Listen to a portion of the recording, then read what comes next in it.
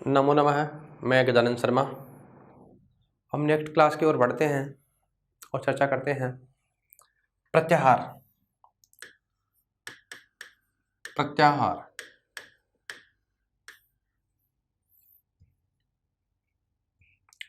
प्रत्याहार संज्ञा एक संज्ञा होती है जिसका नाम होता है प्रत्याहार संज्ञा। एक संज्ञा का नाम है प्रत्याहार संज्ञा। और जब हम माहेश्वरी सूत्र पढ़ रहे थे तब पढ़ा था कि जिन वर्णों की संज्ञा होती है उसका प्रयोजन प्रत्याहार का निर्माण करना है। तो प्रत्याहार क्या होता है और इसका निर्माण कैसे होता है उसकी प्रक्रिया के बारे में जानेंगे। प्रत्याहार क्या है कि यह इत्संज्ञक जो वर्ण होते हैं अर्थात जो शास्त्र है उस शास्त्र का संक्षिप्तीकरण करना ही प्रत्याहार है। हिंदी की भाषा में कहें लघुकरण करना। तो प्रत्याहार संज्ञा के लिए एक सूत्र लिखा गया है। सबसे पहले इस प्रत्याहार जो शब्द है उसकी व्युत्पत्ति की बात करें तो यह जो शब्द है उसकी व्युत्पत्ति की बात करें तो इस प्रत्याहार शब्द के अंदर एक तो प्रति और एक आंग। आंग जो है मूल उपसर्ग है। कई बार ऐसा लगता है कि उपसर्ग आंग को माना जाए या आ को, कईयों के मन में यह संशय की स्थिति रहती है। जब परीक्षा के अंदर ऑप्शन के रूप में आंग दे रखा हो तो वरीयता आंग को देनी होती है और जब आंग नहीं हो तो आ को देनी होती है। मूल उपसर्ग आंग है। जो 22 उपसर्ग हैं वो है प्र, प्रा, अप, सम, अनु, अव, निस, निर, दुस, दुर, वी, आंग, नी, अदि, अपि, अति, अतिसु, उद, अभि, प्रति, परि, उप। ये सब क्या है? 22 प्रादेय हैं।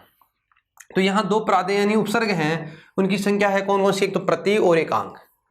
एक प्रति और आंग उपसर्ग के आगे एक धातु है जिसका नाम है ह्री धातु। ह्री हरण करने के अर्थ में इस धातु का प्रयोग होता है। और एक हमारा प्रत्यय है जिसका नाम है घय प्रत्यय।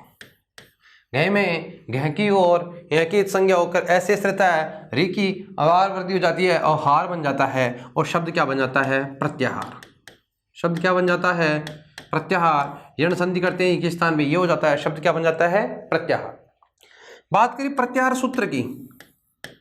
इसका जो सूत्र है प्रत्याहार संज्ञा के लिए जो सूत्र लिखा गया है उस सूत्र का नाम है आदि रंतेन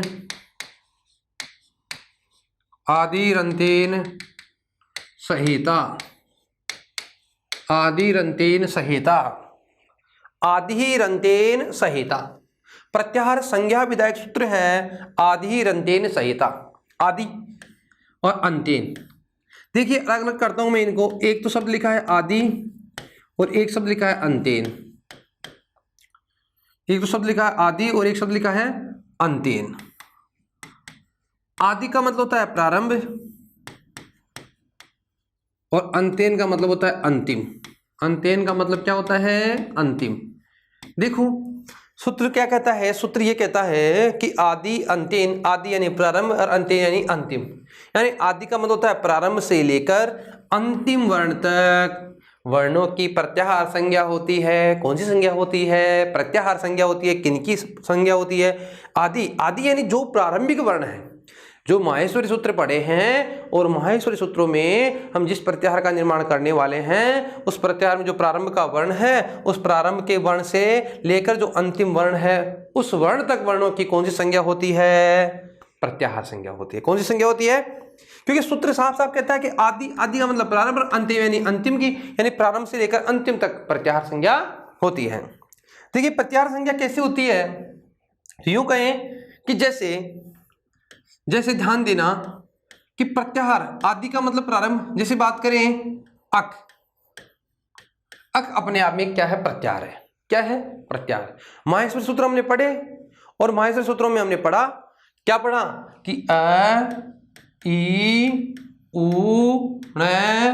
दूसरे नंबर पे पढ़ा था री री क। ये पढ़ा। तो देखिए सूत्र क्या कहता है कि यहां प्रत्याहार संज्ञा। प्रत्याहार संज्ञा की बात करेंगे तो देखो ऐसे लेकर के कै तक के वर्ण।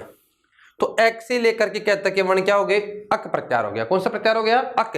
तो अक प्रत्याहार में कौन कौन से वर्ण आएंगे, देखो अब जिसकी वर्णों की हमने क्या कर दी थी, इत संज्ञा कर दी थी, जिन वर्णों की इत संज्ञा हो गई थी उनको प्रत्याहार में शामिल, यानी प्रत्याहार रूपी जो वर्ण है उनमें शामिल नहीं करेंगे। तो हमने संज्ञा इत संज्ञा किसकी कर दी थी, न की, और एक किसकी हो गई, क की।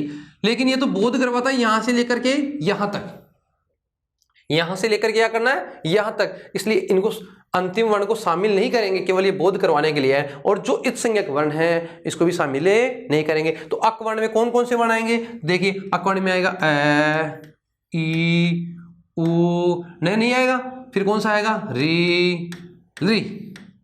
अक कहने से ही हमें इन 5 वर्णों का बोध हो गया। किन वर्णों का बोध हो गया, 5 वर्ण का बोध हो गया। तो कहने का मतलब यह हुआ, प्रत्याहार संज्ञा करने का मतलब शास्त्र क्या हो गया, संक्षिप्त हो गया। क्या हो गया, संक्षिप्त, या क्या हो गया, लघु। तो शास्त्र का जो प्रत्याहार का ये समझे अर्थ जो होता है वो शास्त्र का क्या करना होता है, लघुकरण करना होता है। ठीक है, लिखिए प्रत्याहार संज्ञा।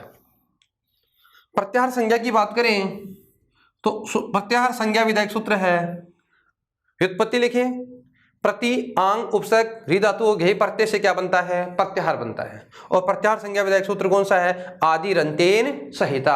आदि का मतलब होता है प्रारंभ और अंतेन यानी अंतिम। आदि का मतलब क्या होता है, प्रारंभ, और अंतेन का मतलब क्या होता है, अंतिम, यानी प्रारंभ से लेकर अंतिम वर्ण की कौन सी संज्ञा होती है, प्रत्याहार संज्ञा होती है। देखिए आदि, आदि का मतलब प्रारंभ, प्रारंभ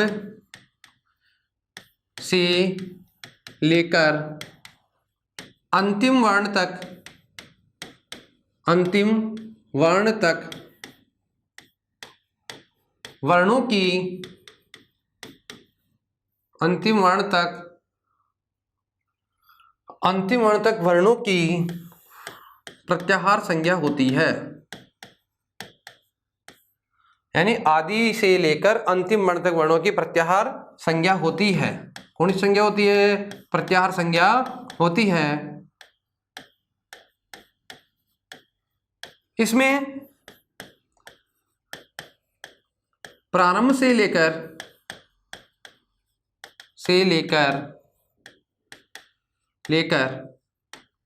अंतिम वर्ण तक वर्णों का ग्रहण होता है। अंतिम वर्ण तक के वर्णों का ग्रहण होता है, का ग्रहण, वर्णों का ग्रहण होता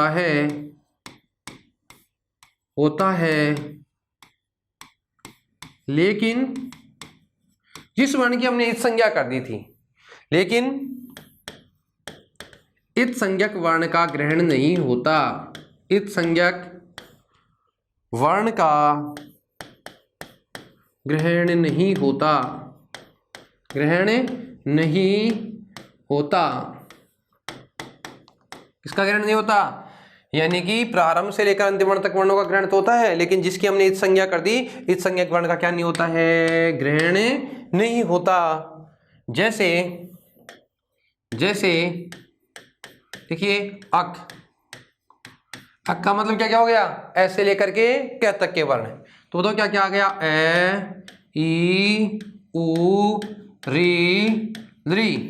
जैसे एक हमारा हो गया जैसे अच, अच का मतलब ऐसे लेकर के च तक के वर्ण, जो प्रारंभ के 4 सूत्र पढ़े थे, आई ऊन रिल रिक ए ओंग आई ओच, ऐसे लेकर के च तक वर्ण शामिल होंगे। लेकिन इसमें जो अंतिम इत संज्ञक वर्ण है उसको शामिल नहीं किया जाएगा। तो इत संज्ञक वर्ण कौन सा था, अंतिम हो गया। जैसे अयुण का ण, रिल रिक का क, अयोंग का ङ और अयोच का च। तो अच का मतलब क्या हो गया, अच है स्वरा। लिखा भी गया है, क्या लिखा गया है, अच है स्वरा है। अच क्या होते हैं, स्वर। तो स्वर में कौन कौन से वर्ण आते हैं, ए, ई, उ, री, ए, ओ, आई, औ। ठीक है। एक हमने पढ़ा था अच के बाद में हमने पढ़ा था हल। जैसे हल, क्या पढ़ा है, हल। तो हल की बात करें तो हल भी एक प्रत्याहार है। हल क्या है, प्रत्याहार। इसमें बताओ कौन से वर्ण आएंगे, है से लेकर के ल तक। तो अंतिम 10 सूत्र हमने जो पढ़े थे, हया बरट लण यमं गण नम झवय गढ़ धस जब गढ़ धस ख फ छ ठ थ चट तौ कपय स सर हल, यानी है से लेकर के ल तक वर्ण। तो इसका मतलब क्या हुआ, हलः व्यंजनानि, हलः व्यंजनानि, हल क्या है, व्यंजनानि, व्यंजनानि। हल में क्या क्या वर्ण आते हैं, हल में सारे व्यंजन वर्ण व्यंजनानि, ठीक है। तो हल का मतलब क्या होगा, है से लेकर के ल तक के जो भी वर्ण है, तो इसका मतलब है सारे व्यंजन वर्ण। तो व्यंजन वर्ण कितने पढ़े हमने भाई, 33 व्यंजन। तो हल का मतलब हो गया व्यंजन, और वाले व्यंजन कितने हैं, 33। यानी हल का मतलब है से लेकर के ल तक, यानी है से ल तक के वर्ण, ल तक, ठीक है। अब आप ध्यान दिए इधर, अच का मतलब ऐसे तक। तो यहां जो कार्य हम कर रहे हैं वह कार्य क्या है, शास्त्र को क्या कर रहा है, लघु यानी संक्षिप्त करने का कार्य। एक लिखे जैसे मान लो अल, क्या लिखते हैं, अल। अब ध्यान दें, ए का मतलब यूं के ऐसे लेकर के लेते यानी हल तक। अल का मतलब हो गया वर्ण। अब वर्ण में हमारे स्वर भी आ गए और व्यंजन भी आ गए। तो इस अल का वर्ण क्या हुआ, अलह वर्णा, अलह वर्णा। और वर्णों की बात करें तो वर्ण कितने हैं, 42। तो मैं ये कहूं यानी सभी स्वर प्लस सभी व्यंजन, सभी व्यंजन। तो कुल कितने हो गए, कुल तो स्वर को कितने हैं सभी, 9 + 33 = 42 वर्ण। ये सब क्या कहलाएंगे, अलह। अल का मतलब क्या होता है, वर्ण। और वर्ण का मतलब वर्ण में कौन कौन से वर्ण आते हैं, सारे स्वर। यानी माहेश्वरी जो सूत्र आपने पढ़ा है, चतुर्दश सूत्र जो पढ़े हैं, ए यूं के ऐसे लेकर के हल के ल तक के सभी वर्ण किसमें सम्मिलित हैं, इसमें, ठीक है। विशेष बात करें तो विशेष कहें कि इस प्रत्याहार से तात्पर्य क्या है, तो प्रत्याहार से तात्पर्य, प्रत्याहार से तात्पर्य शास्त्र को संक्षिप्त करना, संक्षिप्त या लघु या संक्षिप्तीकरण करना है, संक्षिप्तीकरण करना है। विशेष में क्या है कि जैसे प्रत्याहार से तात्पर्य क्या है, तो प्रत्याहार से तात्पर्य शास्त्र को संक्षिप्त, लघु या संक्षिप्तीकरण करना है, ठीक है। अब बात करें प्रत्याहार की संख्या, प्रत्याहार कितने हैं और प्रत्याहारों की संख्या कितनी है। क्या हुआ, जब अष्टाध्यायी का निर्माण हुआ और जब प्रत्याहारों की बात हुई तो सामान्यतः अष्टाध्यायी में जो प्रत्याहार है उन 41 पढ़े गए हैं, उनकी संख्या 41 रखी गई थी।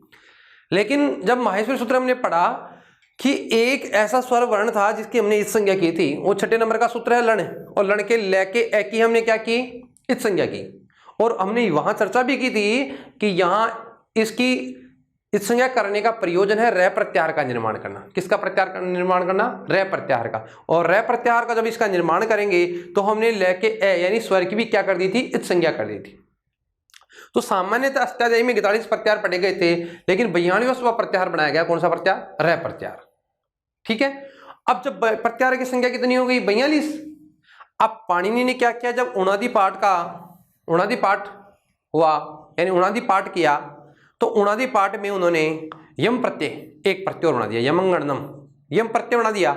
और वार्तिककार कात्यायन ने एक प्रत्यय और जोड़कर चय से लेकर के य तक के वर्ण और एक प्रत्याहार और बना दिया, चय। तो वर्तमान में जो प्रयुक्त प्रत्याहार हैं उनकी संख्या कितनी है, 44। जबकि मूलतः अष्टाध्यायी में कितने प्रत्याहारों का प्रयोग किया गया था, 42 प्रत्याहारों का। ध्यान दें, विशेष सामान्यतः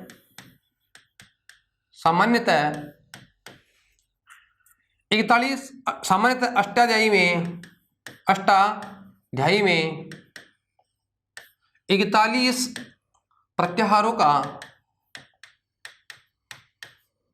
प्रत्याहारों का प्रयोग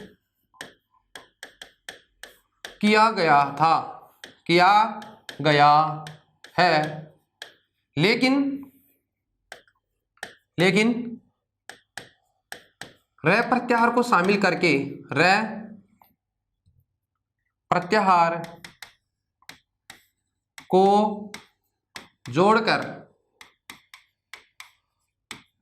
42 प्रत्याहार पढ़े गए हैं, पढ़े गए हैं। सामान्यतः अष्टाध्यायी में 41 प्रत्ययों का प्रयोग किया गया, लेकिन रे प्रत्याहार को जोड़कर 42 प्रत्याहार पढ़े गए हैं। ठीक है। वर्तमान में उपलब्ध, यानी संस्कृत भाषा में वर्तमान में प्रयुक्त संस्कृत भाषा में कुल प्रयुक्त प्रत्याहार 44 हैं। कितने हैं? 44। ध्यान दें, प्रयोग कितनों का किया गया? 42 का। और कुल प्रत्याहार प्रयुक्त कितने किए जाते हैं? 44। यानी कुल प्रयुक्त किए जाने वाले प्रत्याहारों की संख्या कितनी है? 44 है। 44 कैसे है? देखिए, प्रत्याहार बनाए गए तब 42वां प्रत्याहार जोड़ा गया।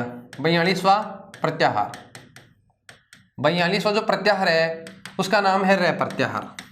कौन सा प्रत्याहार? रे प्रत्याहार जोड़ करके प्रत्याहारों की संख्या कितनी कर दी गई? 42। कितनी कर दी गई? 42।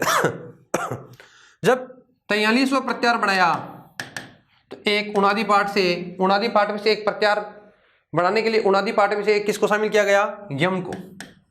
यम प्रत्याहार जोड़ा गया। कौन सा प्रत्याहार जोड़ा गया? यम प्रत्याहार। और 44वां प्रत्याहार जोड़ा गया, उसका नाम है चय प्रत्याहार। कौन सा प्रत्याहार है? चय प्रत्याहार। तो वर्तमान में उपलब्ध कितने से प्रत्याहारों की संख्या हो गई? 44। और मूलतः कितने प्राप्त होते हैं? 42। और वर्तमान में प्रयुक्त किए जाने वाले कितने हैं? 44। 42वां प्रत्याहार कौन सा था? रे प्रत्याहार। तो जब 42वां रे प्रत्याहार, तो इससे पहले कितने प्रत्याहार थे? 41। 43वां कौन सा बनाएगा? यम प्रत्याहार। और 44 में कौन सा प्रत्याहार बनाएगा? चय प्रत्याहार। ठीक है, आगे चलते हैं। तो प्रत्याहार का जो प्रयोजन था, इस संज्ञा का जो प्रयोजन था वो सिद्ध हो गया कि इस संज्ञा के द्वारा हम क्या करेंगे? प्रत्याहार का निर्माण करेंगे, जिससे शास्त्र लागू हो जाएगा। और यानी कि अल कहने से ही हमें इसका बोध हो जाएगा कि ऐसे लेके ले तक के वर्ण, यानी कि 14 सूत्र माहेश्वरी सूत्र नहीं बोल करके हमें अल के नाम से उनका सबका बोध हो जाता है। ठीक है, आगे चलें। बात करें या रीड के दृष्टिकोण से देखें तो एक हमारा जो विषय है, बिंदु है, उच्चारण स्थान बहुत महत्वपूर्ण है। पिछले आप पेपर देखेंगे, जितने भी रीड के एग्जाम हुए हैं उन सब में आप देखने को मिलेगा कि हर एग्जाम में यहां से 1 या 2 प्रश्न निश्चित है। वर्णों से निश्चित है तो यहां से भी निश्चित है। बात करें उच्चारण स्थान की। किसकी बात करें? उच्चारण स्थान की। उच्चारण स्थान की बात करें, उच्चारण स्थान क्या होता है समझना, पहले समझने का प्रयास करें कि वर्ण के उच्चारण से पूर्व किया जाने वाला जो प्रयास होता है, यानी जो वर्ण जहां से निकलता है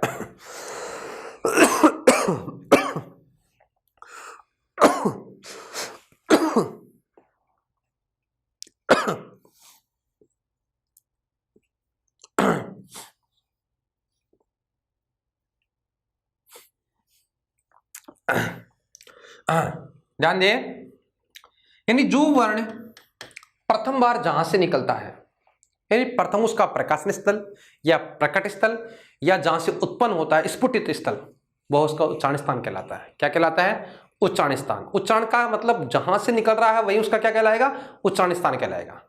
सामान्यतः समझने का प्रयास करना एक बार। देखना, आप कल्पना करें कि ये एक मुंह होता है, फेस जिसे आप कह सकते हैं, और ये वाली उसकी स्थिति होती है। जो फेस बनाते हैं तो ऐसे फेस की कल्पना कर सकते हैं हम लोग। कल्पना करने के लिए समझे, थोड़ा सा कल्पना करें। और ये इसका मुंह, माउथ है, ठीक है, ये लिप्स वगैरह है, जो भी है, तो समझने का प्रयास करें कि ऐसे फेस से हमें इसका बोध नहीं हो पाएगा जो उच्चारण स्थान है उसके बारे में। तो मैं एक बार थोड़ा सा आकृति बताने का प्रयास करता हूं, थोड़ा समझने का प्रयास करें। जैसे फेस को हमने मतलब खड़े रूप में बनाया है। अंदर का जो फेस है, हमारे अंदर का फेस, जो मतलब फेस की जो अंदर की स्थिति है उसको बताने का हम प्रयास कर रहे हैं। तो ध्यान दे इधर देखिए, जैसे ये फेस अंदर से ऐसे होता है, मतलब चेहरा जो है उसके अंदर ऐसी स्थिति होती है हमारे मुख के। और मुख की बात करें तो ये हमने इसको ऐसे निर्धारित किया, और जैसे कल्पना करें कि जैसे ऐसे अंदर से ऐसे ही होता है, गले से लेकर के बाहर तक जो निकलता है। तो यहाँ पे जो होता है वो कंठ होता है। क्या होता है? कंठ। समझने का प्रयास करें थोड़ा सा। और यहाँ कंठ होता है, इस कंठ के ऊपर यहाँ एक तालु होता है, तालु। इस स्थल को बोलते हैं तालु। क्या बोलते हैं? तालु। ठीक है। इस तालु के बाद में यहां होता है मूर्धा। क्या होती है? मूर्धा। इस मूर्धा के बाद में देखो कंठ, तालु, मूर्धा, और यहां पे दांत लगे होते हैं, ऐसे ऊपर नीचे ऐसे दांत लगे होते हैं। ठीक है, थोड़ा समझने का प्रयास करें। तो ये सब क्या है? दंत है। दंत यानी दांत। और इन दांतों को ढकने के लिए जहां यहां कुछ लगाया हुआ होता है उसे हम कहते हैं ओष्ठ। क्या कहते हैं? ओष्ठ। और इस ओष्ठ के ऊपर ऐसे आकृति में जो होता है वो होता है नाक, इसे बोलते हैं नासिका। तो वर्ण उच्चारण स्थान क्या होता है? जो वर्ण प्रथम बार जहां से प्रकाशित या स्फुटित या उच्चारित होता है वह उस वर्ण का उच्चारण स्थान कहलाता है। यानी कि जिसको स्पर्श करता है वर्ण, वही उसका क्या कहलाएगा? उच्चारण स्थान कहलाएगा। तो यहां समझना, सबसे पहले यहां पे क्या है? सबसे पहले यहां पे क्या है? कंठ। कंठ के आगे क्या है? तालु। तालु के आगे क्या है? मूर्धा। मूर्धा के आगे क्या है? दंत। दंतों के आगे क्या है? ओष्ठ। और ओष्ठ के बाहर क्या है? नासिका। इसका मतलब हमारे उच्चारण स्थान कितने हो गए? 6 हो गए। अब तक हमने किसके बारे में चर्चा बात सुनी? 6 के बारे में सुना है। तो पहले नंबर पे कौन सा हो गया? कंठ। 2 नंबर पे तालु, 3 पे मूर्धा, और 4 पे दंत, 5 पे ओष्ठ, और 6 पे नासिका। ठीक है। सामान्य तरीका याद करने का बहुत सामान्य तरीका है, समझ लेंगे तो समझ याद हो ही जाएगा। देखिए अब हम बात करें, सबसे पहले हमारे स्वर में क्या आता है? अ। ठीक है, सबसे पहले हम स्वर पढ़ते हैं तो स्वर में सबसे पहले क्या आता है? अ। ठीक, उसके बाद में ई। ठीक है, इसके बाद में जो तीसरे नंबर पे आता है वो 3 की तरह होता है, ऊ। ऊ ऐसे होता है ना, ऐसे, और 3 नंबर पे आता है, इसलिए 3 वाले को छोड़ना है। क्या करना है? छोड़ना है। ठीक है। सबसे पहले हमने किसको लिखा? ए को, इसके बाद में ई को, अब ऊ को छोड़ दिया। अब हमारा चौथे नंबर पे स्वर कौन सा आता है? री। उसके बाद में री। अब बच गया कौन सा? तीसरे नंबर का, तो उसको वापस लिख दो। ठीक है, ये हमारे मूल स्वर हो गए। अब बात करें क ख गणना की। सबसे पहले हम लोग क ख गणना जो पढ़ते हैं, व्यंजन पढ़ते हैं, और उन व्यंजनों की बात करें तो सबसे पहले कौन सा वर्ग आता है? क वर्ग। तो देखो इसके साथ लिख दो क वर्ग। ए के साथ लिख दिया क वर्ग, ई के साथ लिख दिया ख वर्ग, सॉरी, इसके साथ लिख दिया च वर्ग, इसके साथ लिख दिया ट वर्ग, उसके साथ लिख दिया त वर्ग, और बच गया कौन सा? प वर्ग। अब देखिए हमने 5 स्वर पढ़ लिए और 25 व्यंजन पढ़ लिए। कोई समस्या? नहीं समस्या। देखो सबसे पहले क्या आता है? ए, उसके बाद में ई, ऊ को छोड़ना है, पहले री को लेना है, री, री, और बच गया ऊ। 5 मूल स्वर हो गए। वो बाद वाले जो स्वर पढ़ेंगे दीर्घ स्वर, वो 2 वर्णों की सहायता से बोले जाते हैं। क्यों? क्योंकि वो दीर्घ स्वर हैं। अब देखो सबसे पहले क वर्ग आता है, उसके बाद में च वर्ग आता है, उसके बाद में ट वर्ग, उसके बाद में त वर्ग, उसके बाद में प वर्ग। ठीक है, अब हो गए हमारे स्पर्श वर्ण। अब बच गए कौन से? अंतस्थ वर्ण। यहां यह कहता है कि जो अंतस्थ वर्ण है उस अंतस्थ वर्ण में से हमें एक को निकालना है। किसको निकालना है? एक को। कुल वर्ण कितने होते हैं? 4। कौन कौन से होते हैं? य, व, र, ल। ठीक है, य, व, र, ल होते हैं। एक को निकालना है। किसको निकालना है? व को। किसको निकालना है? व को निकालना है। तो बच गए कितने? 3। कौन कौन से बच गए? या, र, ल, और व रह गया। तो व को निकाल दिया, तो हमें इनमें भी क्या करना है? एक को छोड़ना है। एक कौन सा है? सबसे पहले नंबर पे कौन सा है? ए, इसको छोड़ दो। ठीक है, य, व, र, ल, जो इसमें से हमने वह निकाल दिया तो य, र, ल रह गया। तो बताओ यहां पे क्या आएगा? पहले य, क्या आएगा? य। यहां पे बताओ वह निकाल दिया, उसके बाद में र, उसके बाद में क्या बच गया? क्या बच गया, ले बच गया। अब हमारा कौन सा रह गया था, वह को छोड़ दो। ठीक है, हो गया। इसका मतलब हमारे वर्ण कौन से हो गए, अंतस्थ हो गए। अब बच गए कौन से, ऊष्म वर्ण। तो ये कहता है कंठ कि भाई साहब अब 4 ही वर्ण हैं, हम लोग 5 है, तो एक काम करो, पहले भी मेरे को नहीं दिया, इसको नहीं दिया, तो अब कहता है ये पहले, सबसे पहले मेरा नंबर होना चाहिए। तो उन्होंने कहा कि चल ठीक है, ऊष्म वर्णों में सबसे लास्ट में कौन सा आता है, अरे मैं इसको है दे करके फ्री करो। तो इसको फ्री करने के चक्कर में क्या किया उन्होंने, सबसे पहले क्या दे दिया इसको, है। भाई किसी चीज कोई चीज मांगी जाती है तो बंटवारा हो रहा है, तो बंटवारा तो सबसे लास्ट वाली चीज उसको उठा कर पहले पकड़ा दी, अब बाद में देखा जाएगा क्या होगा। तो यहाँ पे इन्होंने क्या बंटवारा किया कि एक काम करो, इसके पास ये नहीं पूछा था अंतस्थ वाला एक, तो इसको सबसे पहले कौन सा दे दो, है दे दो। अब बच के कौन से हमारे पास, 6 बच गए, तीनों से बच गए। तो देखो सबसे पहले कौन सा आता है, तालव्य, ये वाला से, फिर उसके बाद में मूर्धन्य से, इसे मूर्धन्य कहते हैं, और उसके बाद में बच गया जो कौन सा है, दंत्य से। फिर भी उसने कहा आपने बंटवारा तो किया लेकिन मेरे तो इसमें यहाँ एक कमी रह गई। तो उन्होंने कहा एक काम करो, आपकी कमी को पूरा कर देते हैं, आपको एक चीज और दे देते हैं, वो क्या है, विसर्ग देते हैं। अब इनको ऐसे क्रम से याद है, तो अब यहाँ याद कुछ नहीं करना। देखो सबसे पहले हमने किसको निर्धारित किया था, कंठ को, तो सबसे पहले कंठ आया था, तो यहाँ लिख दो सबसे पहले कंठ। ठीक है, कंठ के बाद में हमने किसको पढ़ा है, कंठ के आगे क्या होता है, यहाँ देखो क्या है, कंठ, और कंठ के बाद में क्या होता है, तालु। तालु के बाद में क्या होता है, मूर्धा, और मूर्धा के बाद में क्या होता है, दंतः, और दंत के बाद में क्या होता है, ओष्ठ, और ओष्ठ के बाद में नासिका होती है, इसलिए प्रत्येक वर्ण का 5वां वर्ण क्या हो गया, नासिक हो गया। देखो एक बार बोलने का प्रयास करेंगे तब समझ में आएगा। किसी भी वर्ण को आप बोलेंगे, जब तक बार बार बोल करके अभ्यास नहीं करेंगे तो आपको रटने की आवश्यकता नहीं है। देखना, आप बोलेंगे बार क, ख, ग, घ, ङ। जब आप इसको ऐसे बोलेंगे तो आपको स्पष्ट बोध होगा कि यहाँ जो हमारे कंठ के पास से जो वायु है वो स्पर्श कर रही है, और इसलिए यहां से स्पर्श होता है, यहां से निकल रहा है, ऐसे प्रतीत हो रहा है, इसलिए इन वर्णों का उच्चारण स्थान क्या हुआ, कंठ। जैसे अब देखो थोड़ा सा महसूस करना, क, ख, ग, घ, ङ, कंठ के पास महसूस हो रहा है, थोड़ा महसूस करिए। च, छो, जो, झ, यो, अब कंठ के पास हो रहा है कि महसूस नहीं हो रहा ना, इसका मतलब देखो कहां हो रहा है, तालु के पास में हो रहा है, तो इनका क्या हो गया, तालु। ठीक, आगे चलो, ट, ठ, ड, ढ, ण, स्पर्श हो रहा है, नहीं हो रहा, क्यों, क्योंकि यहां पर हम लोगों को स्पर्श हो रहा है मूर्धा।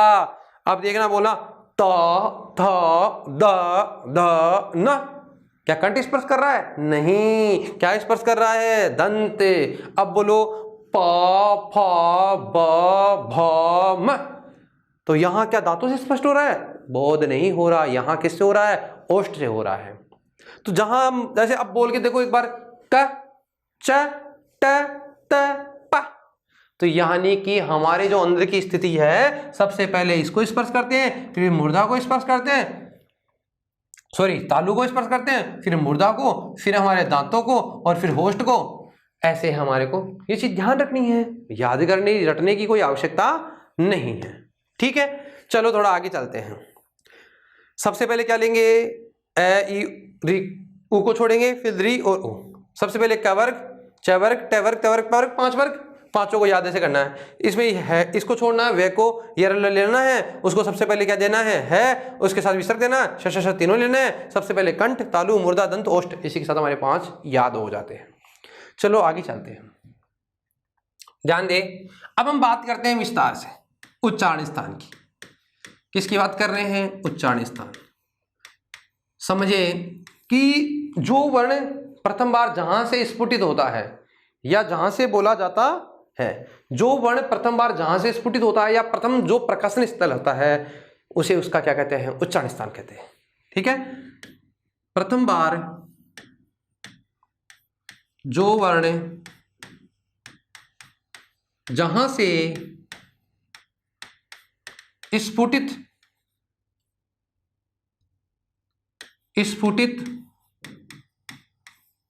या प्रकाशित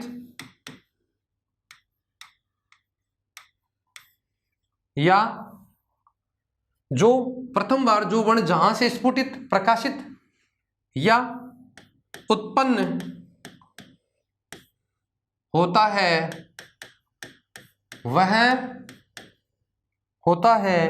वह उस वर्ण का उच्चारण स्थान कहलाता है। क्या कहलाता है? उस वर्ण का उच्चारण स्थान कहलाता है। प्रथम बार जो वर्ण जहां से क्या होता है? स्फुटित, प्रकाशित या उत्पन्न होता है, वह उस वर्ण का क्या कहलाता है? उच्चारण स्थान कहलाता है। बात करें उच्चारण स्थान की, किसकी बात करें? उच्चारण स्थान की। तो उच्चारण स्थान कितने पढ़ लिए? अभी आपने 6 पढ़ लिए थे। कौन कौन से पढ़े थे? सामान्यतः कौन कौन से पढ़े थे? बताओ, कौन कौन से उच्चारण स्थान पढ़ लिए थे? 6। कंठ, तालु, मूर्धा, दंत, ओष्ठ और नासिका। तो हम बात करें सामान्यतः 7 उच्चारण स्थान माने गए हैं। तो उच्चारण स्थान कितने हो गए? 7। तो बात करें सामान्यतः उच्चारण स्थान कितने माने गए हैं? 7 माने गए हैं। कौन कौन से माने गए हैं? अभी हमने चर्चाएं करी थी। पहले नंबर पे कंठ, दूसरा तालु, तीसरा मूर्धा, फिर कौन सा पढ़ा था? दंत, और फिर कौन सा पढ़ा था? ओष्ठ, और एक और पढ़ा था नासिका। कितने हो गए? 6। कितने हो गए? 6। एक क्या होता है, जो हमारी जिह्वा है, और जो जिह्वा के मूल भाग से बोले जाते हैं उन्हें बोलते हैं जिह्वा मूल्य। यानी जिह्वा के मूल भाग से बोले जाने वाले वर्ण क्या कहलाते हैं? जिह्वा मूल्य। तो एक हमारा हो गया कौन सा? जिह्वा मूल्य। कौन सा हो गया? जिह्वा मूल्य। कौन सा है? जिह्वा मूल्य। कौन सा? जिह्वा मूल्य। कौन सा? जिह्वा मूल्य। तो उच्चारण स्थान कितने हो गए? 7। बात करें सामान्यतः उच्चारण स्थान कितने होते हैं? 7। यहां जो प्रश्न है, पहले भी कई परीक्षाओं में पूछा जा चुका है कि उच्चारण स्थान कितने होते हैं? 7 होते हैं। सामान्य प्रश्न पूछा जाए कि उच्चारण स्थान कितने होते हैं, तो आपका आंसर क्या होना चाहिए? 7 ही होते हैं। कौन कौन से होते हैं? कंठ, तालु, मूर्धा, दंत, ओष्ठ, नासिका और जिह्वा मूल्य।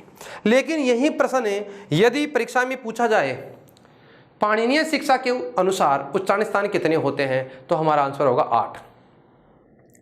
कितने होंगे? 8। लेकिन हमने अभी पढ़ा कि सामान्य तो उच्चारण स्थान कितने होते हैं? 7। लेकिन किसकी बात करें? लेकिन बात करें पाणिनीय शिक्षा की। लेकिन किसके अनुसार? पाणिनीय शिक्षा के अनुसार। ऐसा लिखा हुआ आएगा, तो पाणिनीय शिक्षा के अनुसार 8वां उच्चारण स्थान, 8वां उच्चारण स्थान किसको माना गया है? 8वां उच्चारण स्थान उरस। और उरस का मतलब क्या होता है? हृदय। लेकिन पाणिनीय शिक्षा के अनुसार 8वां उच्चारण स्थान उरस यानी हृदय को माना गया है। क्या किसको माना गया है? उसको माना गया है। अब ध्यान दें, प्रश्न उच्चारण स्थान कितने होते हैं? 7 होते हैं। लेकिन पाणिनीय शिक्षा के अनुसार उच्चारण स्थान कितने होते हैं? 8। क्यों? क्योंकि पाणिनीय शिक्षा में और उसको भी 8वां उच्चारण स्थान माना गया है। क्या माना गया है? 8वां उच्चारण स्थान माना गया है। अभी इस बात को लेकर कई विद्वानों में, कई मुनियों में मतभेद हुए। लोगों ने कहा कि उच्चारण स्थान 7 ही होने चाहिए, 8 की आवश्यकता ही नहीं है। किसी ने कहा नहीं, 8 होने चाहिए, क्योंकि 8वां भी तो होता है उर्स। फिर लोगों की प्रतिक्रिया आई कि 8वां इसलिए नहीं क्योंकि किसी ना जो भी वर्ण हम प्रयुक्त करते हैं, जिस किसी भी वर्ण को हम बोलते हैं, तो बिना हृदय के, बिना उर्स के संभव नहीं है। तो इसका मतलब तो हमें उर्स को ही कह देना चाहिए, एक ही उच्चारण स्थान होना चाहिए, क्योंकि सभी वर्ण यहीं से निकलते हैं। सभी वर्ण कहाँ से निकलते हैं? हृदय से। मतलब हमारी वायु कहाँ से स्फुटित होती है? हृदय से होती है। इसलिए उर्स को एक अकेले को आपको क्या कर देना चाहिए थे? फिर उच्चारण स्थान मान लेना चाहिए, क्योंकि सभी वर्ण कहीं ना कहीं रूप से जुड़ करके उर्स से ही निकलते हैं। कैसे भी उर्स इसका मुख्य वाक है।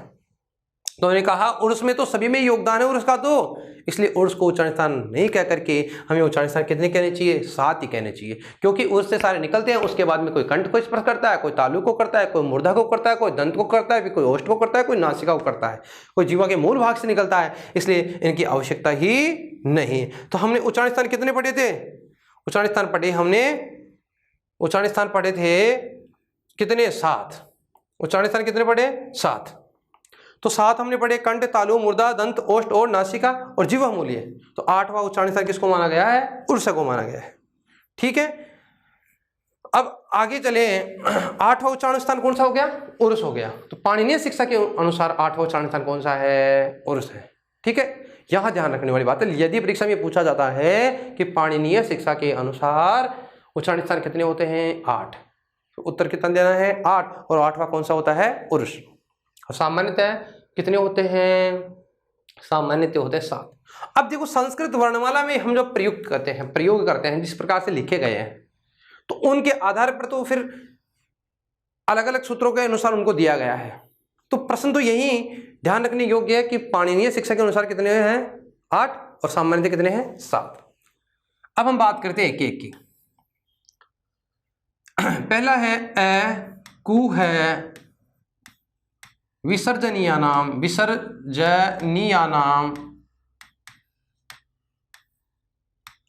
कंठ।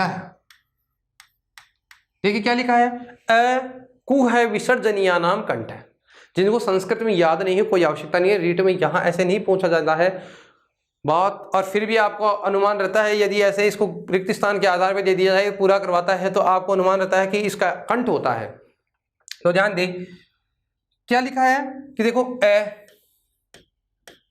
फिर उसके बाद में कु, चू, टू, तू, पु। कु में उ की इत संज्ञा हो जाती है, इसलिए इनको उदित कहते हैं। तो बताओ इसमें क्या है, क का मतलब क वर्ग में कौन कौन से वर्ण आ गए, क, ख, ग, घ, ङ। तो ए क वर्ग, और बताओ क्या लिखा है, और कौन सा रह गया, विसर्जनीयानाम यानी विसर्ग। किस किस की बात कर रहे हैं, ए की, कैवर्ग की, है की और विसर्ग, इन 4 की बात करें तो इनका उच्चारण स्थान क्या होता है, कंठ होता है। इनको हम कह सकते हैं कंठे। क्या हो गया, कंठे, या कंठ के द्वारा बोले जाने वाले वर्ण कौन कौन से, ए, कवर्ग। अब इस ए का मतलब ए का बोध नहीं होता, ऐसे तीनों का बोध हो गया, ए का भी हो गया, आ का भी हो गया, ए प्लुत ए का भी हो गया। तो ऋस्व दीर्घ और प्लुत स्वर कोई सा भी हो, तो यानी ए किस में पढ़े जाएंगे, ए पढ़े जाएंगे कंठ में। ए कवर्ग, है विसर्ग, ये सब क्या कहलाते हैं, कंठ के द्वारा बोले जाते हैं। ईचू यसानाम तालु, ईचू यसानाम तालु। देखो ई का मतलब ऋस्व ई का मतलब दीर्घ ई और प्लुत ई। च यानी च वर्ग, ई च वर्ग, य, और किसकी बात करें, श। ये किसके द्वारा बोले जाते हैं, तालु के द्वारा, इसलिए क्या कह सकते हैं, इनको तालव्य कहते हैं। तालु के द्वारा बोले जाने के कारण इनको क्या कहते हैं, तालव्य। देखो कौन कौन है, ई, च वर्ग, य और स। ये वाला जो स है वो क्या कहलाएगा, तालव्य स। ईचु ऐसा नाम तालु, रीटू रसाणाम मूर्धा, ऋतु रसाणाम मूर्धा। देखिए सबसे पहले क्या है, री, तो री का मतलब ऋस्व दीर्घ प्लुत, टू यानी टैवर्ग, रे और से क्या कहलाएंगे, मूर्धा के द्वारा बोले जाते हैं, इसलिए इनको क्या कह सकते हैं, मूर्धन्य। बताओ कौन कौन से हैं, री, टैवर्ग, रे और श, ये क्या कहलाते हैं, मूर्धन्य कहलाते हैं, यानी मूर्धा के द्वारा बोले जाते हैं, इसलिए इनके क्या कहते हैं, मूर्धन्य। ईचु यसानाम तालु, ऋतु रसाणाम मूर्धा। अब 4 नंबर पे बात करें तो ऋतु लसानाम, ऋतु लसानाम दंतः। दांत एक नहीं है, बहुत सारे हैं, इसलिए बहुवचन में प्रयोग होगा। दंता सभी दांतों के द्वारा बोले जाते हैं। तो बताओ किस किस की बात आ गई, द्रि वर्ण की, तू यानी तैवर्ग की, और किसकी, ले, और किसकी बात कर रहे हैं, से। ये किसके द्वारा बोले जाते हैं, दांतों के द्वारा, इसलिए इनको कह सकते हैं दंत्य। रिपीट करता हूं, अकु है विसर्जनीयानाम, कंठ है ईचु यसानाम, तालु उदरितु लसानाम दंता, और पांचवा है उपु पदमानियानाम ओष्ठ है, उपु पदे मानियानाम, उपु पदे मानियानाम क्या है, ओष्ठ है, क्या है, ओष्टौ, यानी उपु पदमानियानाम ओष्टौ। देखो उप यानी ऊ और पू का मतलब पैवर्ग, ऊ का मतलब समझ गए, ऊ का मतलब ऊ और पू का मतलब पैवर्ग प्लस उपपद मानिए, उपपद मानिए हमने पढ़ा था ना, पै और फै आता है, उपपद मानिए पढ़ा था जब हमने लिखा था पै और फै से पहले जो आधा विसर्ग लगता है उसे उपपद मानिए कहते हैं। तो उपपद मानिए पैवर्ग, इसके साथ में क्या आ गया, उपपद मानिए। उपपद मानिए का मतलब पै और फै, इससे पहले जो आधा विसर्ग आता है वो उपपद मानिए। क्या क्या गया, ऊ पैवर्ग उपपद मानिए नाम है ना, ओष्ठ है, ये सब क्या कहलाते हैं, ओष्ठ्य कहलाते हैं, यानी ओष्ठ के द्वारा बोले जाते हैं। उपपद मानिए नाम ओष्ठो, यानी ऊ पैवर्ग और उपपद मानिए क्या कहलाते हैं, ओष्ठ्य कहलाते हैं, यानी ओष्ठ के द्वारा बोले जाते हैं। और छठे नंबर पे यमं गणनानाम, यमं गणे नानाम नासिका, यमं गणनानाम नासिका। अब देखो प्रत्येक वर्ग का पांचवा, किसकी बात कर रहे हैं, प्रत्येक वर्ग के पांचवे की, या मैं न और न, पांचों वर्ण हो गए, ये नाक से बोले जाते हैं, इसलिए इनको क्या कह सकते हैं, नासिक के। क्या कह सकते हैं, नासिक के। ठीक है, यमं गणनानाम नासिका। आगे चले, ए देतो, ए देतो, ए देतो कंठ तालु, कंठ तालु।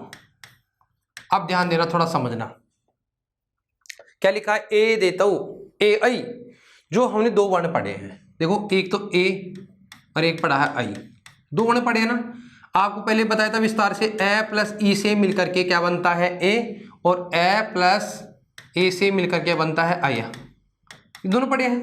बताओ ए का उच्चारण स्थान क्या है, कंठ, ए का उच्चारण स्थान क्या है, कंठ, और ई का उच्चारण स्थान क्या है, तालु,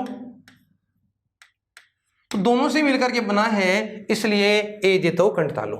ए आई का उच्चारण स्थान क्या हो गया, कंठ प्लस कंठे प्लस तालवे, तो कंठ और तालु। ए देतो कंठ तालु, ए देतो क्या हो गया, कंठ तालु। अब देखो ओ दोतो, ओ दोतो कंठोष्टम, कंठोष्टम, ओ दोतो कंठोष्टम। किस किस की बात कर रहे हैं, ओ प्लस औ की, इनकी भी ऐसी प्रक्रिया है, ए प्लस ऊ से क्या बनता है, और ए प्लस औ से बनता है, इससे तो बनता है ओ और इससे बनता है औ। बताओ ए का उच्चारण स्थान क्या है, कंठ, ठीक है, और ऊ का स्थान क्या है, ओष्ठ, तो दोनों से मिलकर के बन गया, इसलिए इसको क्या कह सकते हैं, कंठोष्ठ। क्या कह सकते हैं, कंठोष्ठ। तो ए से मिलकर के बना कंठ और ऊ से मिला तो ओष्ठ, तो दोनों को मिला करके बनाए, तो इसलिए क्या बन गया, कंठोष्ठ। तो ओ दो तो यानी ओ प्लस ओ, बताओ किससे बने हैं, कंठ प्लस ओष्ठ से। किसके द्वारा बोले जाते हैं, कंठ प्लस ओष्ठ के द्वारा। ए देतो कंठ तालु, ओ दो तो कंठोष्टम। ध्यान दे, एक है हमारा जो बहुत इंपॉर्टेंट है, एक ऐसा वर्ण है अकेला ही जो स्वयं इंपॉर्टेंट है, जो स्वयं क्या करता है, दो वर्णों की सहायता से बोलता है, और उसका नाम है वकारस्य, वकारस्य दंतोष्टम। जो वह है वो दांत और ओष्ठ की सहायता से बोला जाता है। एक बार बोलने का प्रयास करें, वाह वाह। आप दांतों को बंद कर देंगे, बोल सकते हैं क्या, वाह नहीं बोल सकते, आप बिना होठों के लिए नहीं बोल सकते, दोनों की सहायता इसमें होती है, इसलिए इसका यह किन किन वर्णों से बोला जाता है, उच्चारण स्थान इसके हैं दंत और ओष्ठ। बोले एक बार, वाह, दंत और ओष्ठ से। तो बताओ वह का उच्चारण स्थान क्या है, दंत प्लस ओष्ठ, दंत प्लस ओष्ठ, वकार। ध्यान दे, ए देतो कंठ तालु, ओ दोतो कंठोष्टम, वकार से दंतोष्टम, जीवा मूल्य से जीवा मूलम। देखो अब बच गया कौन सा, जिह्वा मूल्य से, जिह्वा मूल्य से,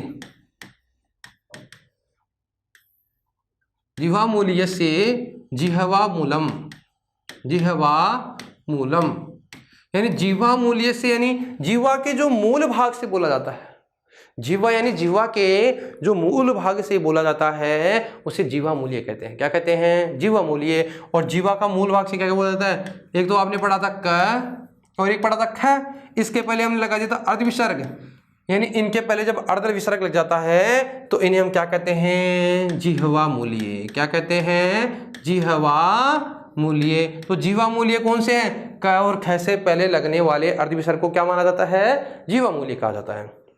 तो जिह्वा के मूल भाग से बोले जाने वाले क्या कहलाते हैं, जिह्वा मूल्य। और अंतिम है नासिका अनुस्वार से, नासिका अनुस्वार से। कहने का मतलब यह है कि अनुस्वार जिसे आप पढ़ते हो, ये वाली बिंदी इसे कहते हैं अनुस्वार। जो आप किसी वर्ण के ऊपर जो बिंदी होती है उसे क्या कहते हैं, अनुस्वार। और जो अनुस्वार वाला वर्ण होता है वो क्या कहलाता है, नासिक्य कहलाता है। नासिक्य मतलब नाक के द्वारा बोला जाता है। तो यूं कहें कि यहाँ जो संस्कृत वर्णमाला में हमने जो पढ़े हैं तो 11 सूत्रों के माध्यम से हमने उच्चारण स्थान पढ़े हैं। कितने सूत्रों के माध्यम से, तो यानी इसमें प्रयुक्त किए गए उच्चारण स्थान या कुल सूत्र कितने हो गए, 11 सूत्र। एक बार फिर से रिपीट करता हूं। पहला था कौन सा, पहला था अकुह विसर्जनीय नाम कंठ है, ईचु यसा नाम तालु, ऋतु रसा नाम मृदा, ऋतु लसा नाम दंता, उपपदमान्या नाम ओष्टो, यमंगणना नाम नासिका, एदेतौ कंठ तालु, ओदोतौ कंठोष्टम, वकारस्य दंतोष्टम, जिह्वा मूल्य से जिह्वा मूलम, नासिका अनुस्वारस्य इति स्थानानि। ये सब क्या कहे गए हैं, स्थान कहे गए हैं, यानी वर्णों के उच्चारण के स्थान माने जाते हैं। वर्णों के उच्चारण के स्थान कितने माने गए हैं, 11, और इनको अलग अलग भेदों से माध्यम से बताया गया है। ठीक है, आगे चलते हैं। विशेष थोड़ा ध्यान रखने की योग्य बातें। अब मैं आप लोगों से पूछना चाहूँ, आप बताने का थोड़ा प्रयास करें कि हमने इसमें जो वर्ण पढ़े हैं, हमने अलग अलग करके वर्णों को पढ़ा है, और संस्कृत में माहेश्वरी सूक्तों में जो प्रयुक्त किए गए वर्ण थे उनकी संख्या हमने पढ़ी थी 42, 9 स्वर 33 व्यंजन, इसके अलावा कुछ अयोग वहां पढ़े हैं हमने, अयोग वहां पढ़े हैं। अब आपसे प्रश्न पूछा जाए कि चलो बताइए कि ऐसे कितने वर्ण हैं जो 2 उच्चारण स्थानों की सहायता से बोले जाते हैं। ऐसे कितने वर्ण हैं जो 2 उच्चारण स्थानों की सहायता से बोले जाते हैं। तो ध्यान दें कि 10 वर्ण ऐसे हैं, विशेष बातें, बहुत इंपॉर्टेंट बातें हैं, थोड़ा महत्वपूर्ण है, ध्यान देना। 10 वर्ण ऐसे हैं जो 2 उच्चारण स्थानों की सहायता से बोले जाते हैं। कितने उच्चारण स्थानों की सहायता से बोले जाते हैं, 2। 10 वर्ण ऐसे हैं जो 2 उच्चारण स्थानों की सहायता से बोले जाते हैं, की सहायता से बोले जाते हैं। किससे बोले जाते हैं, 2 उच्चारण स्थानों की सहायता से। मतलब 10 वर्ण हमने इसमें ऐसे पढ़े हैं। अभी जो उच्चारण स्थान पढ़े थे, उच्चारण स्थानों की बात करें तो उच्चारण स्थानों में 10 वर्ण ऐसे हैं जो एक उच्चारण स्थान की सहायता से नहीं बल्कि 2 उच्चारण स्थानों की सहायता से बोले जाते हैं। पता हो कौन कौन से हैं, तो उनकी बात करें तो ध्यान दें कौन कौन से हैं। देखो, सबसे पहले तो मैं बात करूं, हमने वर्ण पढ़े थे, एक तो कि हमने 5 तो पढ़े थे नासिक के वर्ण। बताओ कौन कौन से हैं। सबसे पहले क वर्ग का आता है ng, फिर कौन सा आता है ñ, फिर कौन सा आता है न, फिर कौन सा आता है न, और फिर कौन सा आता है म। इसके अलावा हमने पढ़ा था एक तो एक हमने पढ़ा था आई, एक हमने पढ़ा था ओ, एक पढ़ा था औ, और एक पढ़ा था व। देखो कितने हो गए, कितने हो गए, 10 हो गए क्या, 1 2 3 4 5 6 7 8 9 10। तो यूं कहें कि 10 वर्ण ऐसे हैं जो दो दो उच्चारण स्थानों की सहायता से बोले जाते हैं। बताओ कौन कौन से हो गए, कौन कौन से हो गए? पांचों तो नासिक के वर्ण, यानी प्रत्येक वर्ग का पांचवा वर्ण ए ऐ ओ औ और व। इसके लिए हमने पढ़ा, देखो ये सारे जो पांचों वर्ण है ना, पांचों वर्ण अपने अपने वर्ग के, अपने अपने वर्ग से तो पढ़े ही जाते हैं, इसके अलावा नासिका से भी पढ़े जाते हैं। तो बताओ ये तो किससे पढ़ा जाता है? एक तो कंठ से प्लस नासिका से। ये किससे पढ़ाता है? कंठ के बाद में क्या आता है? तालु। तालु के बाद में मूर्धा। मूर्धा के बाद में बताओ क्या आता है? मूर्धा के बाद में, मूर्धा के बाद में क्या आता है? दंता। और दंत के बाद में ओष्ठ। ओष्ठ के बाद में बात करें तो ये हो गए। इसके अलावा ये पांचों वर्ण के इसके तो बोले जाते हैं, नासिका के द्वारा भी बोले जाते हैं। ठीक है, इनकी बात करें तो ये दोनों जो वर्ण हैं वो किन की सहायता से बोले जाते हैं? ए प्लस ई से मिलकर के बने हैं। तो बताओ किन की सहायता से बोले गए? कंठ प्लस तालु। और ये दोनों वर्ण हैं कंठ प्लस ओष्ठ। ठीक है, और ये वाला दंत प्लस ओष्ठ। तो 10 वर्ण हमारे ऐसे हैं जो दो दो उच्चारण स्थानों की सहायता से बोले जाते हैं। ठीक है, अब आप लोगों से एक प्रश्न पूछते हैं, चलो बताना कि यह वर्ण दे दिया, प्रश्न है, ठीक है,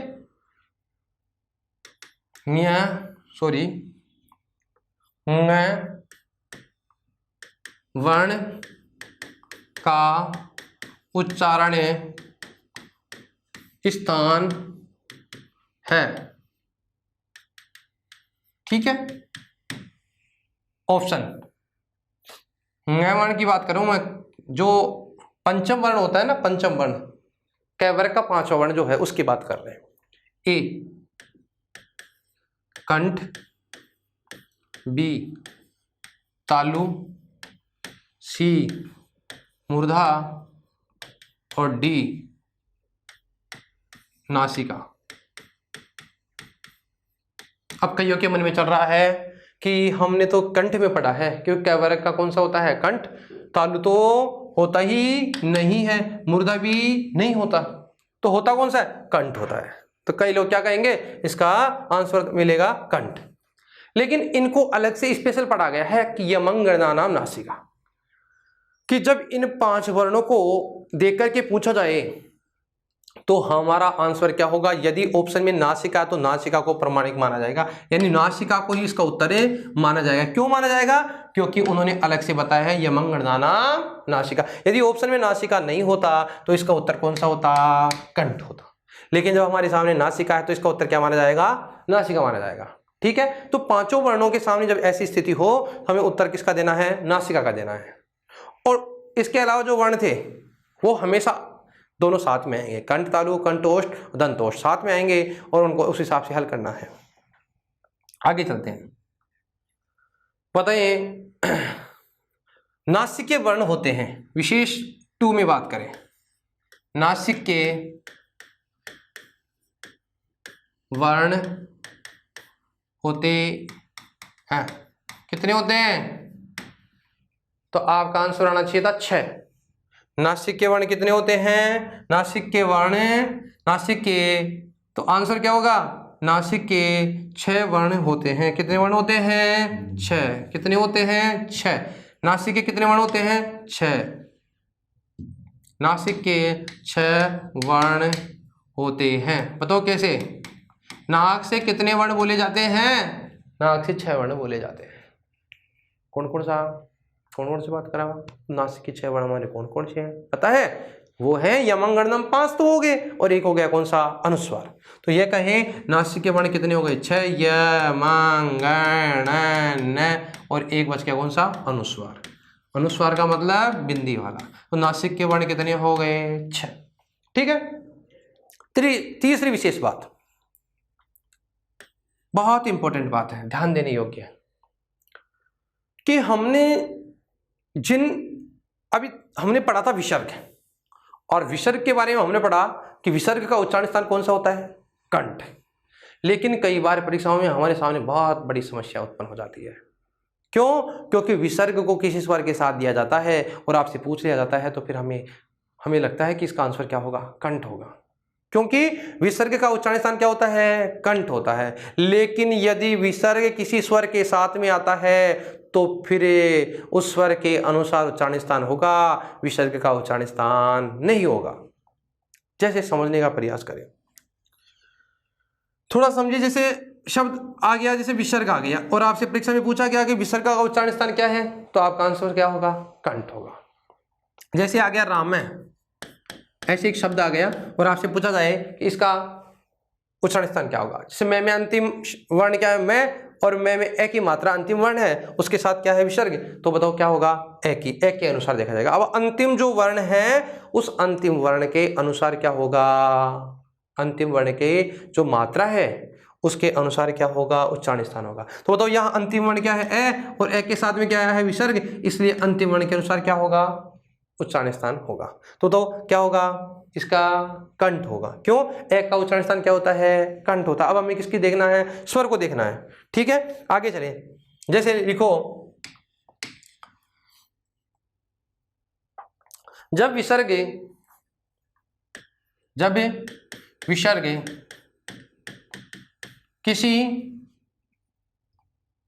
किसी स्वर के साथ प्रयुक्त होता है,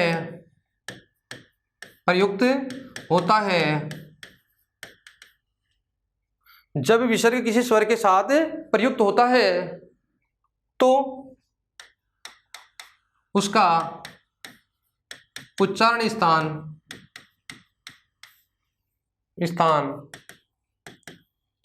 स्वर के अनुसार होगा।